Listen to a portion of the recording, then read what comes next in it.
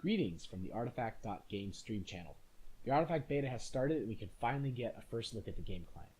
Here we are on the main screen and you can see the indicator showing the 10 packs and the 5 event tickets that come with the base copy of Artifact. And over here are the buttons to start playing or to view your card collection. And since ours is pretty empty at the moment, let's start opening some of those packs. That's always an exciting part of any card game. The silver bordered cards can be heroes, spells, or creeps, while the golden bordered cards are items. Each pack has 1 hero, 2 items, and at least 1 rare card, though it could have more. And this first one of ours has 3, the first of which is Bracers of Sacrifice. The mechanic on this one's interesting. It causes you to sacrifice the equipped hero in order to do a chunk of damage to its enemy neighbors. Next, we're going to come across a green rare, Caught Unprepared. It's very situational, as the stun you get on the hero is nullified when you equip an item to that hero, and that's a fairly common practice.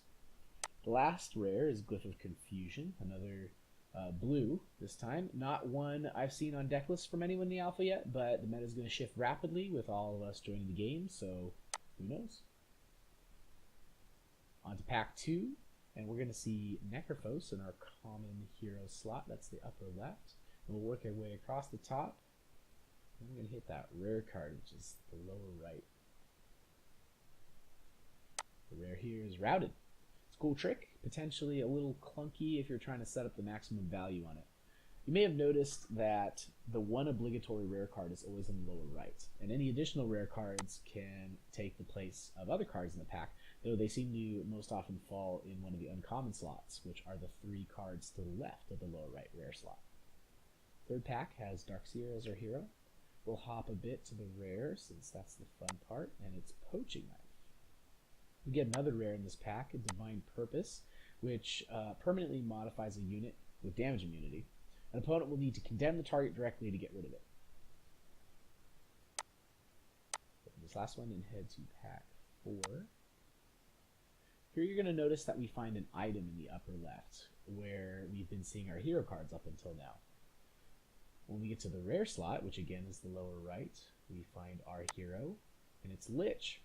It's very exciting to see him because he's one of the stronger black heroes. So we learn that if the hero is rare, it goes to the rare slot and leaves the traditional hero slot, the upper left, open for a different class of card. You'll see later that when the hero is uncommon, you find it in one of the 3 uncommon slots on the bottom row. In pack 5, Tria Protector is our hero, and we're going to find 1 rare here, and it's Bitter Enemies. You can see from the veritable wall of text that it's going to be a pretty interesting card, and it is. Sort of a mutually assured destruction situation. All reports say so far this card isn't seeing much play, but I've heard smart people say that it could just need figuring out, and someday it could be very strong. So here's hoping. In pack 6, we're nowhere at least going to get an uncommon hero because that Ring of Tarask is in that common hero slot in the upper left. And in fact, we get a rare hero in this case, Centaur Warrunner. The signature card is pretty cool. It gives a red hero 8 attack at the cost of as many armor for the turn, and it's neat because it has some flexibility. You can use it to suicide to an opposing unit when you need a little extra damage, or it can be used to quickly take a big chunk out of an enemy tower if you're unblocked. In number 7, we're going to find our first uncommon hero. It's Timbersaw, so you're going to see that he's going to pop up in one of those 3 uncommon slots along the bottom before we get to the rare. There he is. And our rare card is Marrowfell Brawler. He's a big dude, and you're always going to be happy to see him in draft. I'm honestly not sure how he plays in Constructed. Number 8, Bloodseeker's our hero. If you have any questions about any of the commons or uncommons we're not talking about, head over to Artifact.game and check out the card database to learn more. Assured Destruction is our rare. It's an improvement card which gives all heroes in a lane +4 siege, which means that they will deal that much damage to the tower even if they're blocked.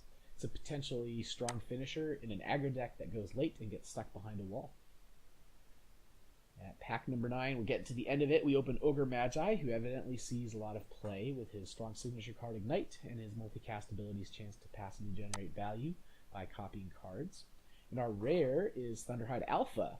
His little brother, Thunderhide Pack, is more popular because it's cheaper, has siege, but you can't help but feel good looking at a big 25-25 dinosaur. On to our last pack, and we're going to hope for something good because after this, we got to shell out more dough to get more packs.